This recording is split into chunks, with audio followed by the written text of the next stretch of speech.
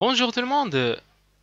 Aujourd'hui, on va voir un cours sur, ou plutôt un exercice sur la thermodynamique. Rappelez l'équation caractéristique d'une transformation adiabatique réversible d'un gaz parfait en coordonnées PV. Déterminez la pente de la tangente à la courbe représentant cette transformation.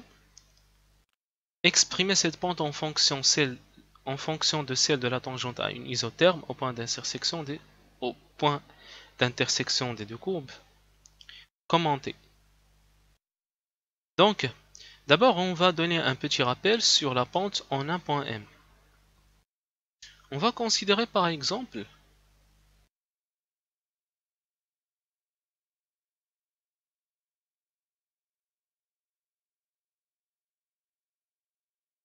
plutôt comme ça, c'est mieux. Voilà. On considère un point M.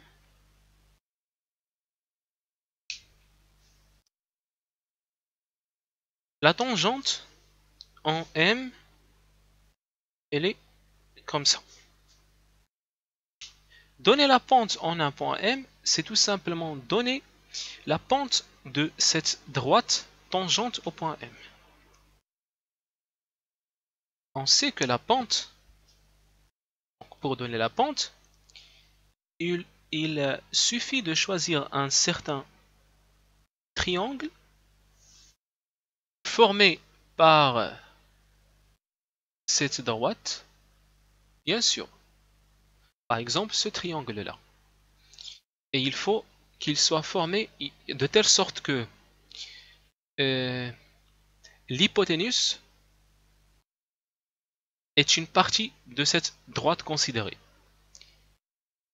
On va considérer cet angle alpha. Eh bien, ce qu'il faut savoir, c'est que la pente en M est égale à tangente alpha.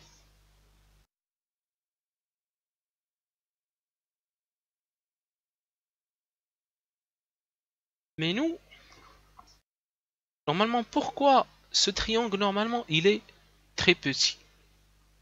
Puisqu'il est très petit, cette distance est très petite et cette distance est très petite. Parce que on donne en effet la définition mathématique. Puisque cette partie est très petite et cette partie est très petite, on sait que tangente alpha, c'est l'opposé sur l'adjacent. L'opposé c'est celui-là, il est très petit, donc on va dire c'est dy. L'adjacent c'est celui-là, on va dire que c'est dx au point M. Donc ça c'est la pente. Et bien physiquement, il faut savoir que au fur et à mesure que ce alpha est grand, la pente est grande. Pente petite, alpha petit, pente grande, alpha grand, alpha grand. L'angle est grand. Donc, il faut savoir que pente grande veut dire que alpha grand. Pente petite veut dire que alpha petit.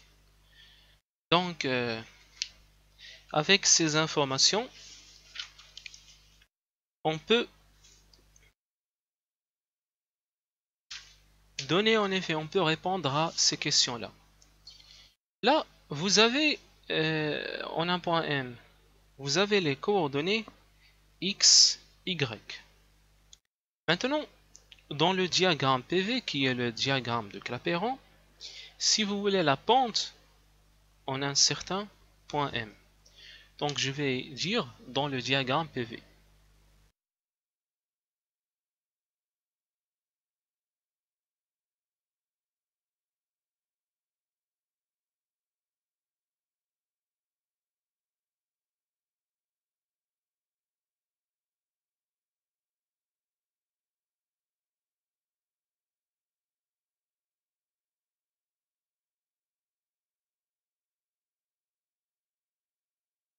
Parce que ici, le y c'est P et x c'est V. Maintenant, on va rappeler l'équation caractéristique d'une transformation adiabatique réversible d'un gaz parfait en coordonnées PV. C'est tout simplement PV à la puissance gamma est égal à une constante.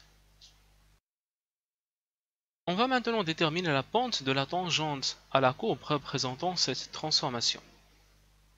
C'est ce que je vais faire. Donc ça revient à déterminer dp sur dv au point M égale à combien?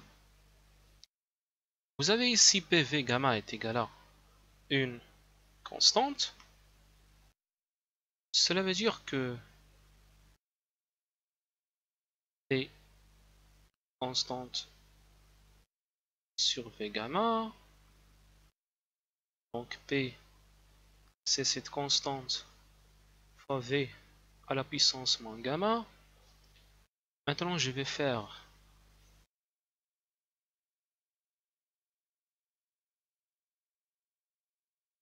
la constante, c'est une constante, je ne vais pas la dériver.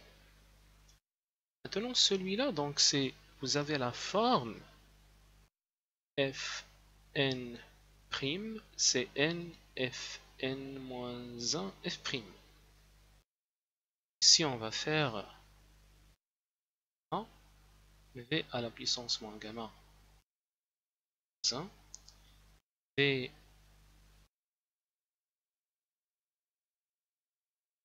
et dv sur dv c'est 1, donc V', V' est égal à 1, parce que je dérive par rapport à V. Bon, voilà, donc V', ce V' c'est dv sur dv parce que j'ai ici ce dv là. Vous voyez que j'obtiens 1. Alors, qu'est-ce qu'on va faire maintenant?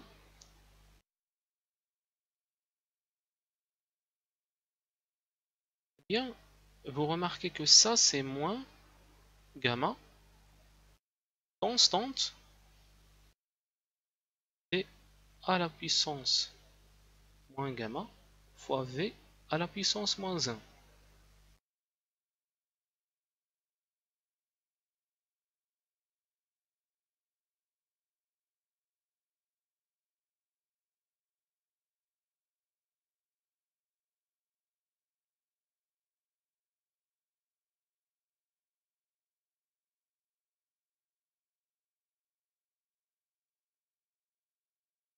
Bien sûr avec les conditions sur A et B, etc. Donc, qu'est-ce qu'on peut remarquer maintenant? Eh bien, on peut tout simplement remarquer que cette constante fois V à la puissance moins gamma, c'est tout simplement ce P. Donc on va dire que ça, c'est tout simplement moins gamma P.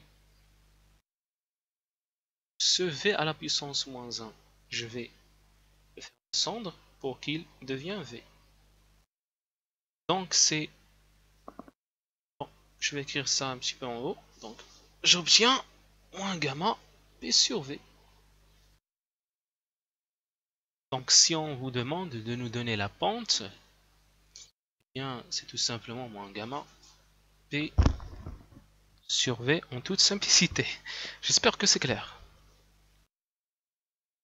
Maintenant, on nous demande d'exprimer cette pente en fonction de celle de la tangente à une isotherme au point d'intersection des deux courbes commentées.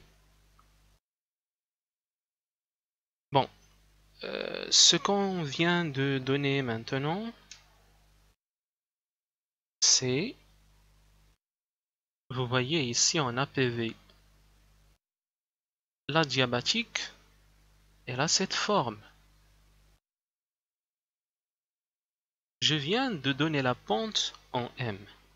Maintenant, ce que nous demande, ce qui est demandé, c'est d'exprimer cette pente-là, en fonction de celle de la tangente à une isotherme, au point d'intersection des deux courbes. C'est-à-dire, on va considérer une isotherme, par exemple, ça c'est une isotherme, et donner la pente au même point pour ce qui concerne la pente, cette pente-là, cette autre pente.